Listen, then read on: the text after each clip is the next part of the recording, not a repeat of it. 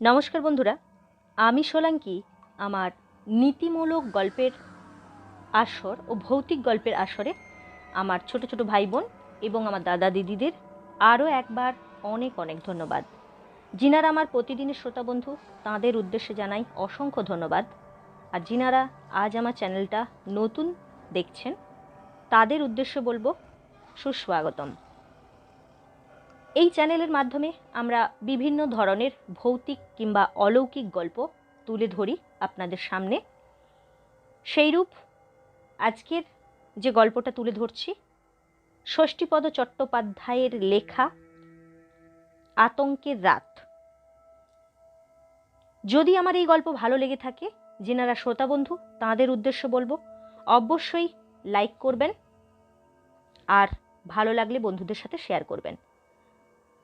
আর যিনারা নতুন আমার চ্যানেল ভিজিট করছেন তাদের উদ্দেশ্য বলবো যদি গল্প ভালো লেগে থাকে তাহলে অবশ্যই আমার চ্যানেলটাকে সাবস্ক্রাইব করে আমার পাশে থাকবেন, আমাকে সাপোর্ট করবেন। তো চলুন বন্ধুরা, কথা না বাড়িয়ে আজকে আমরা শুরু করছি ষষ্ঠীপদ চট্টোপাধ্যায়ের লেখা আতঙ্কের রাত।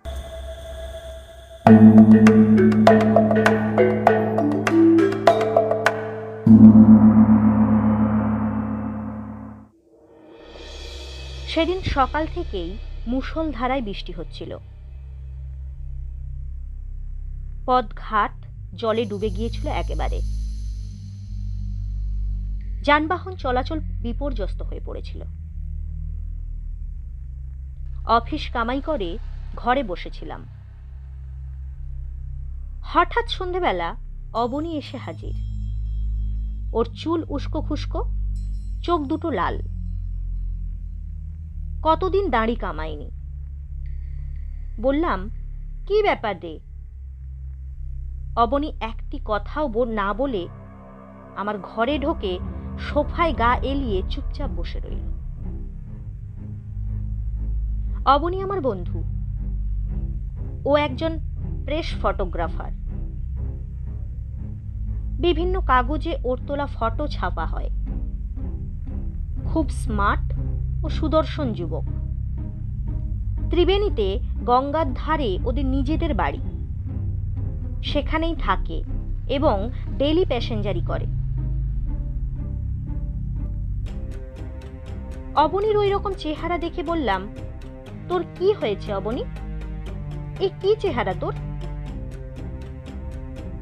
অবনী তার করুণ চোখ দুটি তুলে আমার দিকে তাকিয়ে বলল, আমি বোধহয় বেশি দিন বাঁচব না রে। কেন, হঠাৎ এরকম মনে হওয়ার কারণ কি? অবনী বলল, তুই ভূত বিশ্বাস করিস? না, তবে ভূতের নামে ভয় পাই, কিন্তু চাক্ষুষ দেখিনি বলে বিশ্বাস করি না। বাড়িতে আমি একদম টিকতে পারছি না। আজ কিছুদিন হলো আমার ঘরে অদ্ভুত সব কাণ্ড হয়ে যাচ্ছে। আমার এত ভয় করছে যে মনে হচ্ছে আমি আত্মহত্যা করি। ওর কথায় শিউরে উঠে বললাম, ছি অবনী, ও কথা মুখেই আনতে নেই। কাপুরুষের মতো আত্মহত্যা করতে যাবি কেন? অবনী হঠাৎ বলল, আচ্ছা আমি পাগল হয়ে যাইনি তো? আমি বললাম, মনে হচ্ছে তাই হয়েছে। যাক, তোর ভাই কি করছে? সে মাস 2 হলো দুর্গাপুরে চাকরি পেয়ে চলে গেছে। তুই তাহলে বাড়িতে একা? হ্যাঁ, কিন্তু বিশ্বাস কর, আজ কিছুদিন হলো ও বাড়িতে আমি কিছুতেই থাকতে পারছি না। আমার বড় ভয় করছে। ওখানে আমি প্রতি রাতে আর একজনের অস্তিত্ব অনুভব করছি। কে সে? তা জানি না, তবে সে যে অশরীরী তা আমি বুঝতে পারি। আমি নিজেই তখন স্টোভে জল গরম করে চা বসালাম। তারপর 2 বন্ধুতে চা খেয়ে একটু আয়েশ করে গুছিয়ে বসলাম। অবনী বলল, আমি ভাবছি কিছুদিন তোর এখানে থাকবো। তোর কোনো অসুবিধে হবে না তো? না না, অসুবিধে হবে কেন? তবে আমার মনে হয় তোর আমার কাছে থাকার চেয়ে আমারই বরং তোর ওখানে থাকা ভালো। খবরদার, ওখানে কোনো মানুষ থাকতে পারে না, তুইও পারবি না। আমার মতো তুইও তাহলে পাগল হয়ে যাবি। আমি ভাবছি ও বাড়িটা বিক্রি করে অন্য কোথাও চলে যাব। তোর ভাই আপত্তি করবে না? বোধ হয় না। ওকে সব কথা জানিয়ে চিঠি দিয়েছি। সামনের মাসে ও সোজা তোর এখানে চলে আসবে। তারপর এইখানে বসে আলোচনার পর যা হয় একটা কিছু ঠিক করে নেব। ও বাড়িতে তোরা কতদিন আছিস? ওটা তো আমাদের পৈতৃক বাড়ি। আমার বা আমার ভাইয়ের জন্মই তো ওই বাড়িতে। এর আগে আর কখনো ওরকম অস্তিত্ব কি অনুভব করেছিস? না, কখনোও না। এমনকি দিন 15 আগেও না। আমি কিছুক্ষণ গুম হয়ে বসে রইলাম। তারপর বললাম, ঠিক ঠিক কি কি হয় বলতো? অবনী একবার হাতের ঘড়িটা দেখল, তারপর বলল, তুই যখন নিজেই যেতে চাইছিস তখন আমার মনে হয় আমার কথা না শুনে সবকিছু তো নিজের চোখে দেখা এবং অনুভব করাটা ভালো। কেননা আমার সব কথা তুই বিশ্বাস করবি কিনা তা তো জানি না, তবে তুই গেলে আমি খুব খুশি হব। কেননা আমিও দেখতে চাই আমার ঘরে আর একজনের উপস্থিতি সত্ত্বেও ওই সব ঘটে কিনা। যদি যাস তো এক্ষুনি চল, লাস্ট ট্রেনটা পেয়ে যাব এক্ষুনি। আমি বললাম, না, আজ এই দুর্যোগের রাতে নয়, কাল সকালে বরং যাব। তারপর 2-1 দিন থেকে আবার তোকে সঙ্গে নিয়ে ফিরে আসবো। যতদিন তোর ভাই না আসে ততদিন তুই আমার কাছেই থাকবি। এই অবস্থায় তোকে একা থাকতে দেওয়া ঠিক হবে না। অবনী বলল, তাহলে খুব ভালো হয় রে। আমার এখন মাথা ঠিক নেই। আমার ভালো মন্দর ভার এখন তোর হাতেই ছেড়ে দিলাম। তবে এও জেনে রাখিস, আমি আর কোনো দিনই একা থাকতে পারবো না। সব সময়ের জন্য আমার একজন সঙ্গী অবশ্যই চাই। এরপর আমরা দুজনে অনেক রাত পর্যন্ত গল্প করে কাটালাম। আলু ভাজা আর গরম লুচি খেয়ে পাশাপাশি শুয়ে পড়লাম দুজনে। শোয়ার পরেই ঘুম যখন ভাঙল তখন বেশ সকাল হয়ে গেছে। ঘুম থেকে উঠে অবনী বলল, ওহ, কতদিন যে এমন আরামে ঘুমোইনি। আমার তো একদম ইচ্ছে করছে না ওই অভিশপ্ত বাড়িতে ফিরে যেতে। আমি বাথরুমে গিয়ে মুখ হাত ধুয়ে এসে বললাম, তোর ওখানে যাওয়ার গাড়ি কখন? সেই বেলা 1টায়। সে কি, সারাদিনে আর গাড়ি নেই? না, একটা ছিল সকালে, সেটা এতক্ষণে ছেড়ে গেছে। তা যাক, বেলা 1টার গাড়ি সই। দুপুরে খেয়ে দিয়ে দুজনে হাওড়া স্টেশনে এলাম। তারপর বারহারোয়া প্যাসেঞ্জারে 3টের মধ্যেই ত্রিবেণী। সেখান থেকে রিকশায় চেপে গঙ্গার ধারে ওদের বাড়ি। ছোট্ট দোতলা বাড়ি। অবনীর সঙ্গে আমাকে আসতে দেখে আশেপাশের লোকেরা এবং দোকানদাররা চাপা গলায় ফিসফিস করে নিজেদের মধ্যে কি যেন বলাবলি করতে লাগলো। আমি তখনকার মতো আর চোখে সবকিছু দেখে নিলাম। তারপর অবনীদের বাড়িতে গিয়ে দোতলায় ওর শোবার ঘরে ঢুকলাম। ওর ল্যাবরেটরিটা নিচে, একপাশে খোলা ছাদ। ওর ঘরের ভেতর থেকে গঙ্গা দেখা যায়, ছাদ থেকে শ্মশান। অবনীর বাড়িতে গিয়ে হাত মুখ ধুয়ে চা পর্ব শেষ করলাম। তারপর বললাম, অবনী, আমি একবার আধ ঘন্টার জন্য বাইরে যাচ্ছি। তুই একা থাকতে পারবি তো? অবনী বলল, তা পারবো। এখন দিনের বেলায় তো কোনো ভয় নেই, যা কিছু উপদ্রব রাত্রি। তুই কিন্তু বেশি দেরি করিস না। না রে বাবা, না, তোকে একা রেখে আমি কখনো বেশিক্ষণ বাইরে থাকতে পারি? আমি অবনীদের বাড়ি থেকে বেরোতেই পাশের বাড়ির একজন বয়স্কা মহিলা আমাকে ডাকলেন। বাবা শোনো। আমি কাছে গেলে বললেন, তুমি অবনীর কে হও? আমি ওর বন্ধু হই। কেন বলুন তো? তুমি এসেছো খুব ভালোই হয়েছে। হঠাৎ কি যে হলো ছেলেটার, মাঝরাত্রির হলেই চিৎকার করবে আর ঘরময় ছোটাছুটি করবে। আমার মনে হচ্ছে কেউ কিছু খাইয়ে দিয়ে মাথাটা খারাপ করে দিয়েছে ওর। তুমি বাবা ওর ভাইকে একবার খবর দাও, আর পারো তো কোনো মানসিক রোগের ডাক্তার দেখাও। আমি সেই জন্যই এসেছি মা। বেশ করেছো বাবা, বেশ করেছো। ভদ্রমহিলার কাছ থেকে বিদায় নিয়ে আমি সেই দোকানগুলোর কাছে এলাম, যেখানে একটু আগেই ওকে দেখে সকলে ফিস ফিস করে কি সব বলা বলি করছিল। আমি তাদের কাছে গিয়ে বললাম, আচ্ছা আপনারা তো অবনীকে চেনেন, আমার বন্ধু হয়। একটু আগে আপনারা ওকে দেখে কি সব যেন ফিস ফিস করে বলছিলেন, সেই জন্যই আমি আপনাদের কাছে এসেছি। কি ব্যাপার বলুন তো? আপনারা কি ওর মধ্যে কোনো ভাবান্তর লক্ষ্য করেছেন? আমি কিন্তু ওকে সম্পূর্ণ অপ্রকৃতস্থ বলে মনে করছি। দোকানের লোকেরা বলল, হ্যাঁ, আমরা ওকে হঠাৎ এই রকম হতে দেখছি কদিন ধরে। এবং সবচেয়ে আশ্চর্যের ব্যাপার কি জানেন? ও প্রায় রাতেই চিৎকার করে অজ্ঞান হয়ে যায়।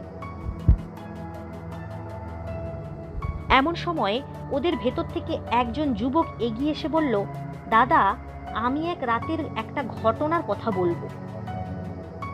শুনলে আপনি অবাক হয়ে যাবেন, ভাববেন মিথ্যে কথা বলছি। আমার কথা এরা কেউ বিশ্বাস করে না, সবাই হাসে, মনে করে আমি বোধহয় বানিয়ে বলছি। বেশ তো, শুনি নাকি ব্যাপার। শুনুন তবে। সেদিন রাতে অবনীদা যখন চিৎকার করে অজ্ঞান হয়ে যায়, তখন আমি আর ওর পাশের বাড়ির বিষ্টুদা ছুটে যাই। কিন্তু গিয়ে যা দেখলাম তাতে গায়ে কাঁটা দিয়ে উঠল। কিরকম? অবনীদা নিচের দরজায় খিল দিয়ে ওপরের ঘরের দরজাও বন্ধ করে শোয়। সেদিন অবনীদা চিৎকার শুনে আমি আর বিষ্টুদা ছুটে গিয়ে নিচের দরজায় ধাক্কাধাক্কি করতে থাকি।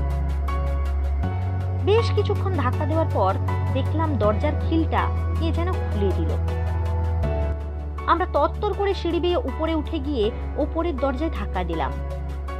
অবনীদার সাড়া নেই। তারপর হঠাৎ যেন জাদু মন্ত্র বলে ওপরের ঘরের দরজাটাও খুলে গেল। আমরা ভেতরে ঢুকে দেখলাম অবনীদা অজ্ঞান হয়ে পড়ে আছে। এখন আমার প্রশ্ন হচ্ছে এই যে, বাড়িটা যদি অবনীদা একাই থাকে, সেই বাড়ির দর বন্ধ, খিল আমাদের ধাক্কা ধাক্কির পর খুলে দিল কে? আমি অবাক হয়ে বললাম, স্ট্রেঞ্জ। যুবকটি বলল, অথচ আমার বা বিষ্টুদার এই কথা এখানকার কেউই বিশ্বাস করতে চায় না। আমি বললাম, দেখুন, আপনার কথা কেউ বিশ্বাস করুক আর না করুক, আমি করছি। তাই বলছি, আজ রাত্রে আপনাদের ভেতর থেকে একজনও যদি কেউ আমাদের কাছে থাকেন, তাহলে খুব ভালো হয়। আজ রাত্রে আমি নিজের চোখে দেখতে চাই এখানে কি হয় না হয়। কিন্তু না, আমার কথায় রাজি হলো না কেউ। সবাই বলল, না দাদা, ও বাড়িতে রাত্রিবাস কিছুতেই করছি না। বলা যায় না, যদি সত্যি ভৌতিক ব্যাপার কিছু হয়, তাহলে কার কোপ কার ঘাড়ে চাপবে তা তো জানি না। তবে হ্যাঁ, যদি সেরকম ভয়াবহ কিছু দেখেন, তাহলে চেঁচিয়ে ডাকবেন। আমরা একজন নয়, সবাই ছুটে যাব। আর পারেন যদি দরজার খিলটা খুলে রাখবেন। আমি আচ্ছা বলে চলে এলাম। আমি যখন ফিরে এলাম তখন দেখি অবনী ছাদের আলসের ধারে চুপচাপ দাঁড়িয়ে আছে। আমি এসে বললাম, কি রে, একা থাকতে ভয় করেনি তো? অবনী ঘাড় নেড়ে বলল, না, তবে মনে খুব একটা সাহসও পাচ্ছিলাম না, তাই বদ্ধ ঘরে না থেকে খোলা ছাদেই এসে বসে আছি। বেশ করেছিস, এখন চল দেখি গঙ্গার ধার থেকে একটু বেরিয়ে আসি। কোথাও নয়, ওই দেখ আকাশের অবস্থা, এই নামলো বলে। তাহলে চল, ঘরে বসে রাতের খাওয়াটা তৈরি করে নিই। কি খাবি বল? স্রেফ ডিমের ঝোল আর গরম ভাত। আমরা দুজনে ঘরে ঢুকে স্টোভ ধরিয়ে ভাত বসালাম। সন্ধে উত্তীর্ণ হয়ে রাত্রি হলো। ভাত হয়ে গেলে ডিম সেদ্ধ বসাচ্ছি, তেমন সময় শুরু হলো প্রবল বর্ষণ। সে কি প্রচণ্ড বৃষ্টি! গতকালের রেকর্ড বৃষ্টিকেও যেন হার মানায়। এরই মধ্যে আমি জিজ্ঞেস করলাম, অন্যদিন কি এই সময় উৎপাত আরম্ভ হয়? কোনো ঠিক নেই, কখনো সন্ধ্যের পর থেকেই হয়, কখনো মাঝরাতে। অবশ্য তুই থাকার জন্য যদি না হয় তাহলে আলাদা কথা। আমি নিজের মনেই নানান রকম কল্পনা করতে লাগলাম। এখানে কি ঘটে না ঘটে তাই নিয়ে সমস্ত কল্পনা। অবনী এখনো পর্যন্ত আমাকে কিছুই বলেনি। রাত তখন 10টা। এ পর্যন্ত সময়টা বেশ নিরুপদ্রবেই কাটল। আমি আর অবনী একই তক্তপোষের একই বিছানায় দুজনে পাশাপাশি শুলাম, শুয়ে গল্প করছি। এমন সময় হঠাৎ লোডশেডিং হয়ে গেল, আর সঙ্গে সঙ্গে অবনী আমার কাজ ঘেঁষে সরে এসে বলল, এইবার সে আসবে, নিশ্চয়ই আসবে। কে কে আসবে? অবনী চিৎকার করে উঠল, ওই তো সে, দেখ, ওই দেখ। আমি শুয়ে শুয়েই জানালার দিকে তাকালাম। দেখলাম জানালার ঘষা কাঁচে ফ্রক পরা 14-15 বছরের একটা কিশোরী মেয়ে এলো চুলে ঠেস দিয়ে দাঁড়িয়ে আছে। আমি কঠিন গলায় বললাম, কে তুমি? মেয়েটি নিরুত্তর। এমন সময় ফুস করে একটা দেশলাই জ্বালবার শব্দ হলো। তারপরই দেখা গেল টেবিলের বাতিটা জ্বলছে। এই ঘরে আমি আর অবনী ছাড়া আর কেউ তো নেই। তাহলে কে জ্বালালো বাতিটা? কে? সেই অশরীরী? ততক্ষণে ছায়ামূর্তি মিলিয়ে গেছে। আমরা দুজনেই ভয়ে কাঠ। চারিদিক নিস্তব্ধ, নিঝুম। অবনী যেন নীল হয়ে গেছে। আমার সারা শরীর ঘেমে উঠল। এমন সময় দেখতে পেলাম একটা হাত সেই বাতিটা তুলে নিয়ে দরজার কাছ পর্যন্ত গেল। তারপর কোমল গলার একটা ডাক শোনা গেল, এসো। আমি অবনীকে বললাম, আয় তো, কোথায় নিয়ে যাই দেখি। অবনী বলল, না খেপেছিস? ও আমায় রোজ এইভাবে ডাকে, আমি যাই না। আয় আয় বলছি। আমার বড় ভয় করছে। ভয় কি? আজ তুই একা নয়, আমি তো আছি সঙ্গে, আয়। আমি প্রায় জোর করেই হাত ধরে টেনে তুললাম। তারপর টর্চটা নিয়ে দরজার দিকে এগোলাম। দরজার খিল আপনা থেকেই খুলে দরজাটা 2 হাত হয়ে গেল। আলো আমাদের পথ দেখিয়ে চলল। সিঁড়ি দিয়ে নিচে নামলো আলোটা। তারপর নিচের ঘরে দরজার কাছে গেল। সে ঘর অবনীর ল্যাবরেটরি। সেই ঘরের কাছে থামলো আলোটা। ঘরে তালা দেওয়া ছিল, তালাটা আপনি খুলে গেল। আমরা দুজনেই ঘরে ঢুকলাম। বাতিটা টেবিলের ওপর রেখে হাতটা আবার অদৃশ্য হয়ে গেল। আর কারো অস্তিত্বই রইল না সেখানে। আমি বললাম, কি হলো? কথা কও। কথা কইছ না কেন? বলো, তুমি কে? অবনী যেন পাথর। আমারও হাত পা অবশ হয়ে আসছে। এমন সময় শুনতে পেলাম সেই কিশোরীর কণ্ঠস্বর, আমাকে কেন এখানে নিয়ে এসেছো? আমাকে মুক্তি দাও, আমাকে বন্দি করে রেখো না। তোমাদের দুটি পায়ে পড়ি। আমি ভয়ে ভয়েই বললাম, কে তুমি? আমি শ্যামা। তুমি কোথায়? কে তোমাকে বন্দি করে রেখেছে? আমাকে দেখতে পাচ্ছ না? এই তো আমি এখানে। কণ্ঠস্বর শুনে ঘরের কোণের দিকে তাকিয়ে দেখলাম সেই কিশোরীর জ্যোৎস্নার মতো হালকা শরীর অন্ধকারে ফুটে উঠল। কি করুণ তার মুখ! সে একটু একটু করে তার ছায়া শরীর নিয়ে অবনীর টেবিলের দিকে এগিয়ে গেল। তারপর ড্রয়ার টেনে একটা খাম বের করে টেবিলের ওপর রাখল। রেখেই আবার মিলিয়ে গেল অন্ধকারে। আমি টেবিলের কাছে এগিয়ে গিয়ে খামটা খুলতেই তার ভেতরে এই কিশোরীর একটি ফুল সাইজের ফটো দেখতে পেলাম। ফটোর দিকে তাকিয়ে আছি, হঠাৎ দেখলাম ফটোর ছবির মুখটা কীরকম যেন বিক্ষিপ্ত হয়ে যাচ্ছে, ঠোঁট দুটো কাঁপছে, ঠোঁট দুটো ঠেলে বেরিয়ে আসছে। উফ, কি বীভৎস দৃশ্য! আর দেখলাম ছবির গলার ওপর একটা মোটা শক্ত দড়ির দাগ ফুটে উঠেছে ক্রমশ। এক সময় ফটোর ভেতর থেকে মেয়েটি চিৎকার করে বলে উঠল, এখনো হাঁ করে দাঁড়িয়ে দেখছো কি? আমার কষ্ট হচ্ছে না বুঝি?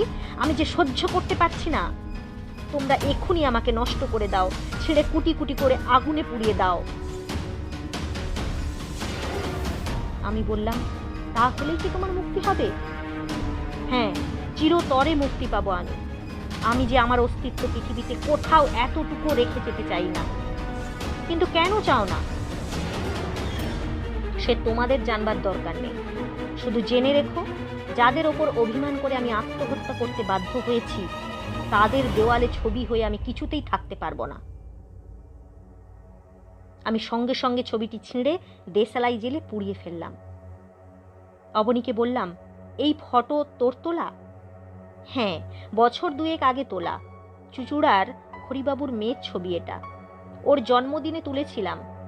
কিছুদিন আগে হরিবাবু কাঁদতে কাঁদতে আমার হাত দুটি ধরে মেয়ের ছবিটি চাইলেন।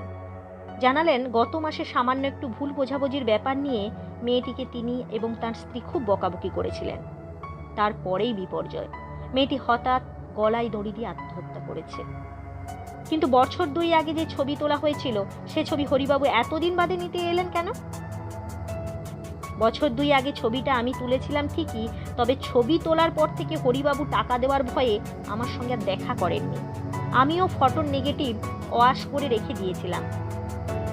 এখন মেয়ের স্মৃতি রক্ষা করবার জন্য হরিবাবু ডবল চার্জ দিয়ে ছবি নিতে এসেছেন। সম্পূর্ণ টাকাও দিয়ে গেছেন। কিন্তু মুশকিল হলো, হরিবাবুর কাছ থেকে টাকা নেওয়ার পর থেকে নেগেটিভটা কোথাও আমি খুঁজে পাচ্ছিলাম না। অবশেষে অনেক খোঁজাখুঁজির পর নেগেটিভ পেলাম। কিন্তু নেগেটিভ থেকে এই ফটো তৈরি করতে গিয়েই যত বিপত্তি। বারবার ফটোর ভেতর থেকে মেয়েটি আমায় শাসাতে থাকে, ভয় দেখায়। সেই জন্য নিচের ঘরে ঢোকার আজকাল বন্ধই করে দিয়েছিলাম। সেই নেগেটিভটা কোথায় আছে? আছে, দেখি। অবনী নেগেটিভটা আমার হাতে দিতেই আমি সেটাকেও অগ্নিদগ্ধ করলাম। তারপর ধীরে ধীরে টর্চের আলোয় পথ দেখে দরজা বন্ধ করে ওপরে এলাম। সারা রাত ঘুম এলো না। শুয়ে শুয়ে অনেক গল্প করলাম দুজনে। বৃষ্টির বেগও কমলো। ভোরবেলা চা করে খেলাম। ভোরের আগে কারেন্টও এসে গেল। অবনীকে বললাম, আজ একবার সময় মতো হরিবাবুকে টাকাটা তুই ফেরত দিয়ে আয়। কেমন? বলবি নেগেটিভটা হারিয়ে গেছে। অবনী বলল, নিশ্চয়ই। এরপরও অবনীর বাড়িতে আমি দিন 10 ছিলাম। কিন্তু না, সে রাতের পর থেকে আর কোনো উপদ্রবই ওই বাড়িতে হয়নি, এখনো না। তো বন্ধুরা, গল্পটা কেমন লাগলো অবশ্যই আমাকে কমেন্ট করে জানাবেন। আর যদি আমার প্রেজেন্টেশন ভালো লেগে থাকে তাহলে অবশ্যই আমার চ্যানেলটাকে সাবস্ক্রাইব করে আমার পাশে থাকবেন এবং নোটিফিকেশানটাকে অল করে দেবেন। তাহলে আমি এইরূপ যখনই যে গল্প নিয়ে উপস্থিত হব, সময় মতো আপনারা নোটিফিকেশান আকারে সেগুলো ফোনে পেয়ে যাবেন। আর যিনারা আমার প্রতিদিনের শ্রোতা বন্ধু, তাদের উদ্দেশ্যে আরও একবার বলছি অসংখ্য ধন্যবাদ এবং আমার তরফ থেকে ভালোবাসা রইল। যতক্ষণ পর্যন্ত না নতুন গল্প নিয়ে আমি ফিরে আসছি, ততক্ষণ পর্যন্ত আপনারা সবাই ভালো থাকবেন, সুস্থ থাকবেন। ধন্যবাদ।